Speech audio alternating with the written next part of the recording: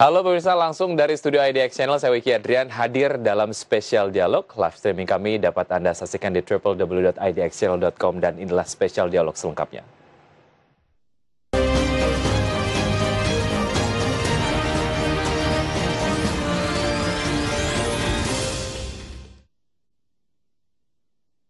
Ya, PT Garuda Indonesia Tbk hingga medio kuartal 4 tahun 2020 mencatat jumlah penumpang tertinggi selama pandemi atau lebih dari 1,043 juta penumpang.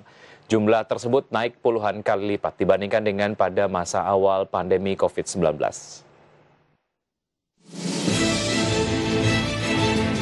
Diselimuti pandemi rupanya tidak membuat kinerja maskapai plat merah Garuda Indonesia mengendur. Hingga medio kuartal 4 tahun 2020 mencatat jumlah penumpang tertinggi selama pandemi atau lebih dari 1,043 juta penumpang.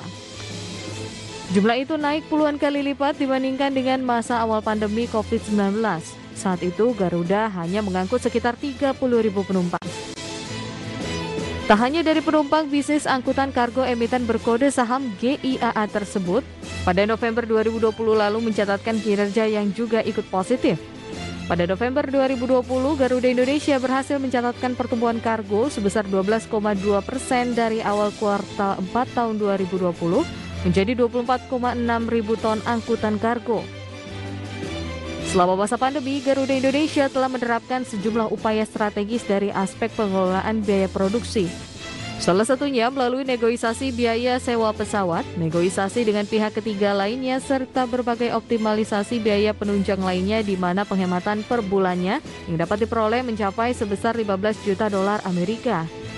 Sementara itu, Garuda Indonesia juga baru saja menyelesaikan proses pencairan dana hasil penerbitan obligasi wajib konversi atau OWK sebesar 1 triliun rupiah. Pencairan dana hasil penerbitan OWK tersebut mengacu pada perjanjian penerbitan OWK pada akhir 2020 lalu yang telah disepakati antara Garuda Indonesia dan PT Sarana Multi Infrastruktur selaku pelaksana investasi dari Kementerian Keuangan Republik Indonesia dalam rangka implementasi program pemulihan ekonomi nasional. OWK sebesar 1 triliun rupiah tersebut menjadi momentum memperkuat upaya pemulihan kinerja sejalan dengan kinerja fundamental operasional. Dana hasil penerbitan itu akan dipergunakan untuk mendukung likuiditas, solvabilitas, serta pembiayaan operasional perusahaan. Lantas bagaimana kepak sayap Garuda Indonesia lalui masa pandemi? Simak ulasannya hanya di Special Dialogue.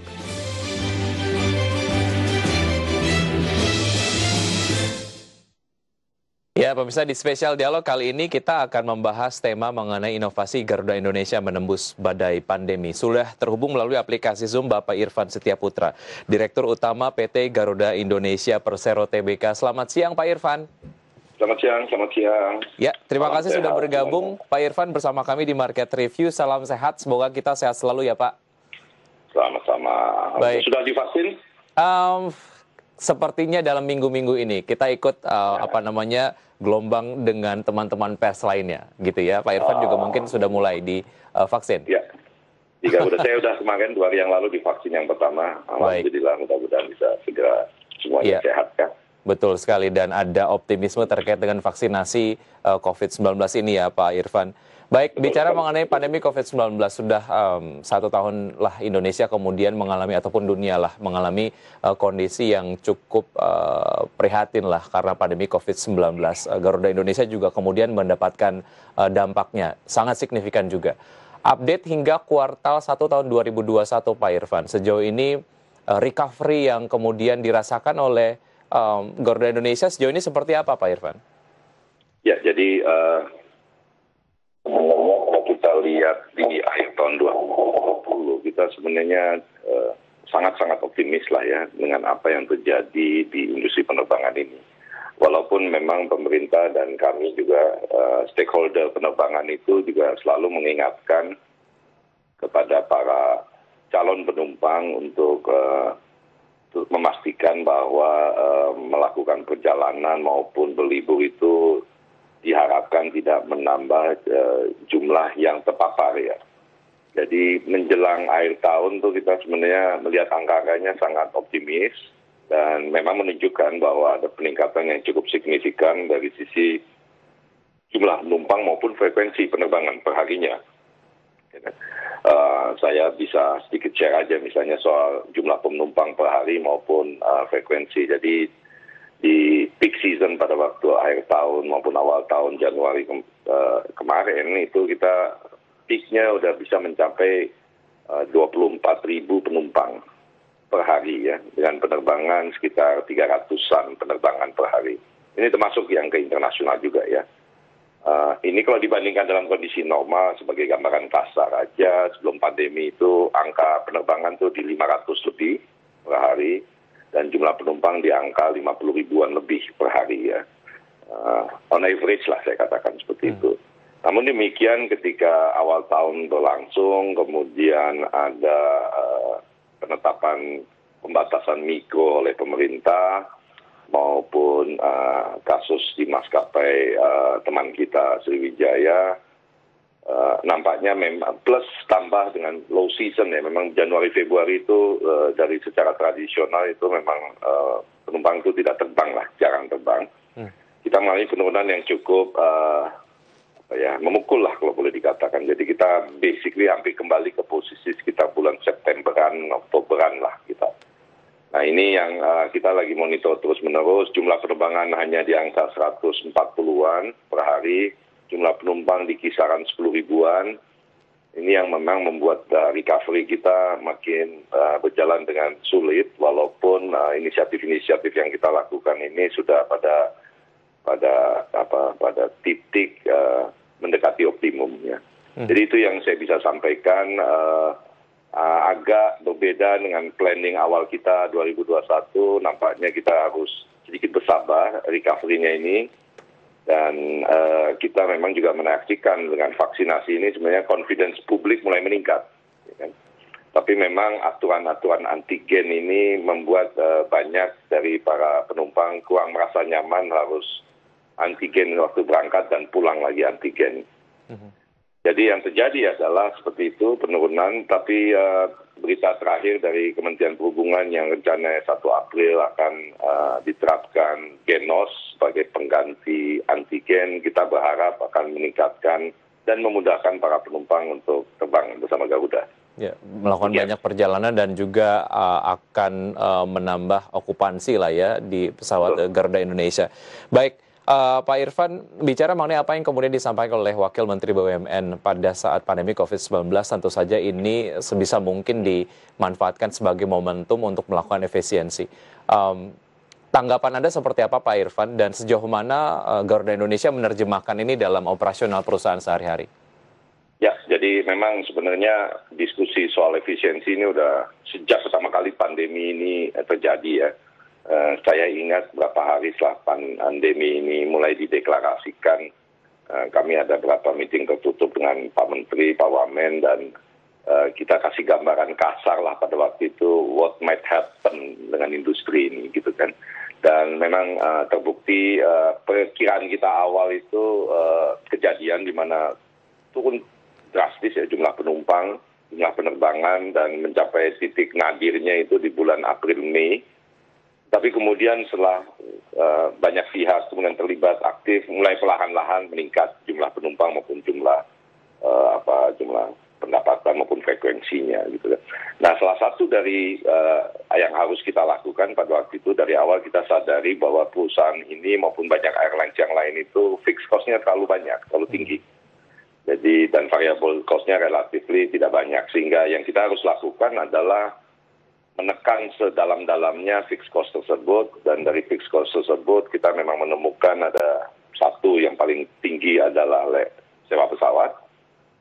Yang kedua tentu saja secara persentase memang nggak terlalu besar tapi impactful yaitu SDM. Jadi kita sangat fokus di dua sisi itu selama beberapa bulan menjelang akhir tahun, dari mulai Juli kita negosiasi dengan Leicester. Kita kemudian juga datang dengan beberapa paket ke karyawan, salah satunya kita pada waktu itu memotong gaji, menunda gaji, direksi sampai level 50%, sampai level paling bawah itu terjadi juga pemotongan paling kecil sampai 10%. Baik. Kita kemudian juga menawarkan pensiun dini, kita juga mempercepat pegawai kontrak, yang kita lakukan. Lumayan itu cukup mendekati angka 1.200, 1.800, 2.000 sehingga kita punya 20% daripada total kita punya SDM. Jadi penurunan tanpa menimbulkan gejolak yang tidak perlu gitu kan. Sementara dari segi leasing kita melakukan negosiasi dengan semua lessor kita dan in total sebenarnya saya bisa sampaikan bahwa saving yang kita lakukan dari segi efisiensi itu sebesar $15 juta per bulan. Baik, itu adalah total dari efisiensi ataupun hasil dari efisiensi yang sudah dilakukan oleh perusahaan begitu ya. Baik, Pak Irfan, kita harus jeda sejenak. Kita akan lanjutkan usai jeda berikut ini dan pemirsa tetap di Spesial Dialog. Usai jeda kami akan segera kembali.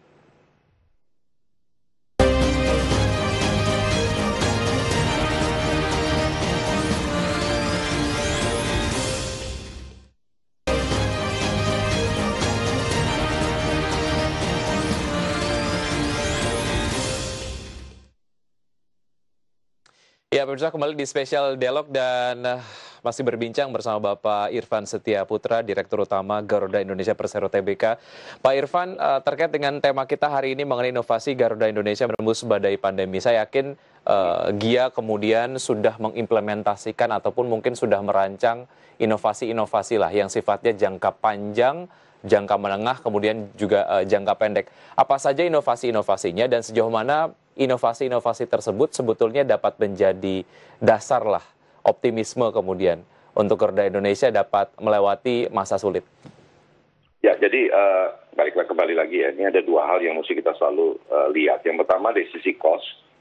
Jadi kita ada tim khusus untuk bekerjasama juga dibantu oleh Kementerian BUMN untuk memastikan kita melakukan apa saja yang bisa kita lakukan untuk menekan kos tanpa menimbulkan implikasi operasional. Jadi mohon difahami kepada para calon penumpang Garuda bahwa sedalam-dalamnya Garuda menekan kos, safety tetap nomor satu gitu ya.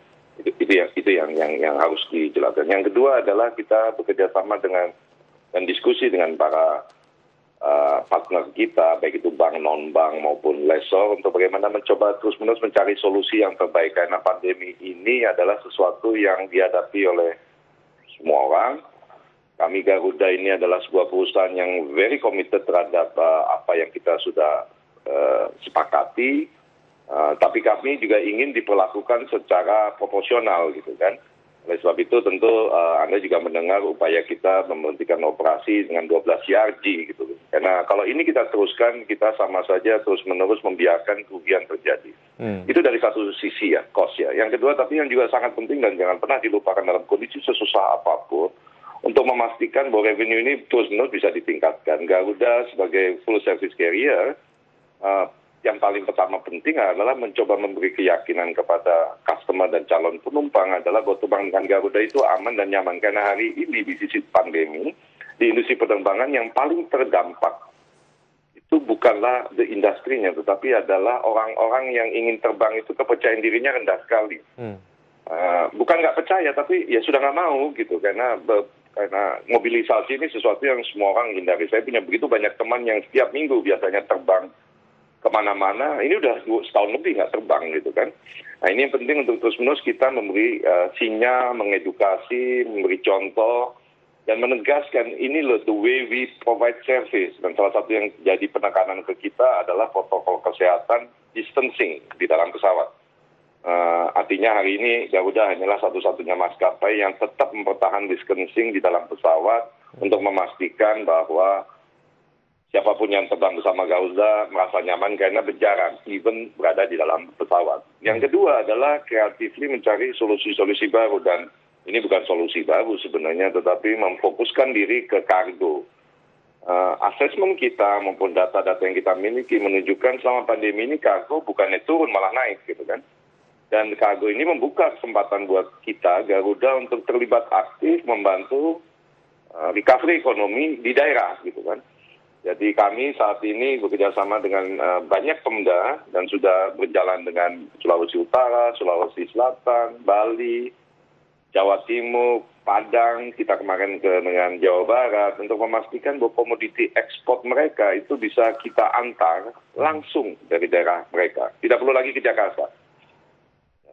Kami alhamdulillah saat ini rutin kita bawa tuna dari Manado ke Jepang, bawa ikan-ikan dan produk lain dari Makassar, tuna dan ikan lain dari Denpasar. Dan yang terakhir yang cukup menarik adalah kita bawa 2 kali manggis sebesar 30 ton ke Cina dari Padang.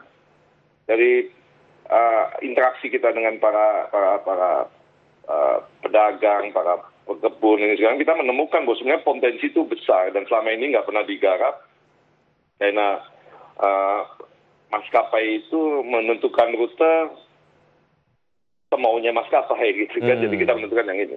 Anda ikut, kalau nggak mau ya nggak usah ikut gitu. Tapi hari ini kami banyak berinteraksi dengan para customer itu, mereka minta langsung kita sediakan.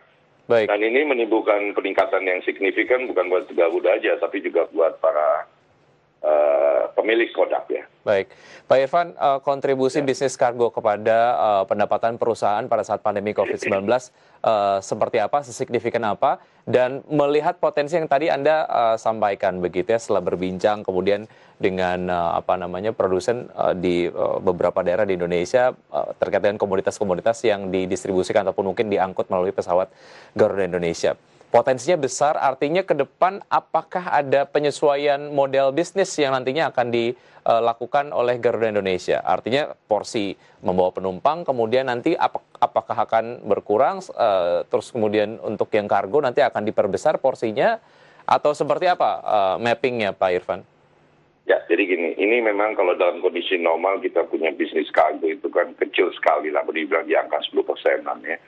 Selama pandemi ini udah diangkat 30%, malah di beberapa waktu itu bisa mendekati 60-70%. Kami sih perkirakan mestinya nanti dalam kondisi normal kita punya bisnis kargo di angka 30-40%. Nah ini tentu saja mengakibatkan kerjanya sedikit shifting, bukan berubah ya, tapi agak shifting, agak fokus, di mana kita akan menyediakan beberapa pesawat khusus kargo. Insya Allah bulan depan kita sudah selesai konversi 2 Airbus kita.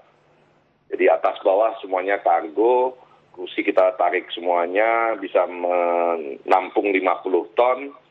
Dengan ini kita berharap bahwa teman-teman, terutama di daerah, saya menekankan kembali teman-teman di daerah yang punya komoditi untuk kita bisa antar ke negara tujuan tanpa perlu mampir-mampir. Kenapa? Karena pengalaman hitungan-hitungan terbukti bahwa penerbangan misalnya Manado-Narita itu jauh lebih murah daripada Manado-Jakarta-Narita gitu kan. Dan kejadian di Padang membuktikan bahwa selama ini mereka mengirim 2 ton, ketika dibuka peluang mereka bisa langsung mengirim hampir 10 kali lipat, 30, lebih dari 10 kali lipat, 30 ton. Nah ini yang kita lagi coba diskusi dengan banyak teman, dan saya tidak akan menafikan bahwa kita memang nanti ke depan akan fokus juga ke mana memperbesar, memperbesar fokus kita ke kargo, sehingga kita kemudian juga punya banyak customer dalam bentuk UMKM. Ini yang kita perlu dorong ya. Jadi bukan bisnis kargo yang ada kita ambil alih, bukan, tapi kita justru mau menjadi pendorong. Baik, oke. Dan UMKM yang saya percaya sekali bahwa itu akan menggerakkan ekonomi di beberapa daerah ataupun di banyak daerah di Indonesia. Baik, Pak Irfan, semakin mari kita akan lanjutkan usaha jeda berikut ini, dan pemirsa tetap di Special Dialog. Usaha jeda kami akan segera kembali.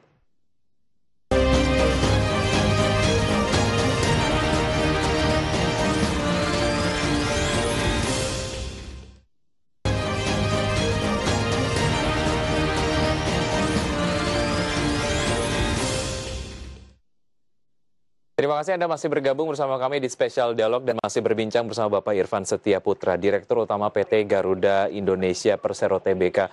Pak Irfan, beberapa waktu yang lalu Garuda Indonesia mendapatkan dana talangan dari Program Pemulihan Ekonomi Nasional sebanyak 1 triliun rupiah untuk tenor 3 tahun. Bagaimana sebetulnya upaya perusahaan untuk mempercepat perbaikan fundamental agar Garuda bisa segera mengembalikan dana tersebut kepada pemerintah? Ya, jadi saya mungkin perlu sedikit preambul sedikit ya. Jadi memang awalnya ini kan disetujui oleh pemerintah, Kementerian BUMN, Kementerian Keuangan maupun DPR secara politis 8,5 triliun, ya kan.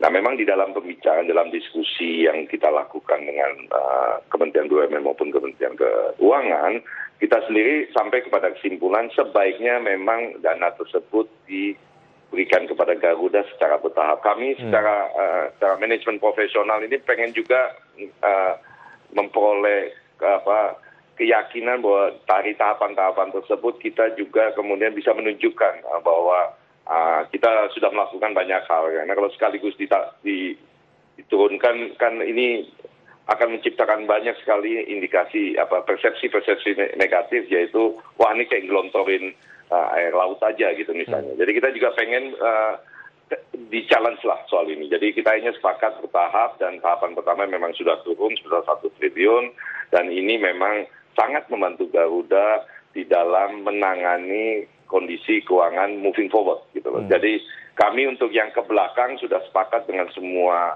partner kita untuk kita melakukan restructuring. Yang 1T ini untuk ke depan untuk memastikan kelancaran operasional perusahaan. Dan karena ini adalah dana APBN, ini adalah dana masyarakat, ini adalah dana rakyat yang kita harus bertanggungjawabkan sebaik-baiknya. Kami dari sisi Garuda dan Kementerian BUMN dan Kementerian Keuangan sepakat bahwa dana ini hanya akan digunakan untuk pembayaran ke BUMN lainnya. Seperti contohnya Pertamina, Angkasa Pura I dan Angkasa Pura II. Sementara untuk kebutuhan-kebutuhan lainnya akan kita upayakan semaksimal mungkin dari operasional. Itu sih, jadi penggunaan OWK yang sudah disepakati dan sudah turun itu seperti demikian. Baik. Oke, Pak Irfan, terkait dengan segmen penumpang pesawat sendiri, saya beberapa waktu yang lalu melihat di beberapa artikel begitu, salah satu strategi ke depan untuk Garuda Indonesia meningkatkan pendapatan adalah dengan cara membuka rute-rute baru lah, yang direct flight ke Bali Denpasar dari Amerika dan juga Eropa.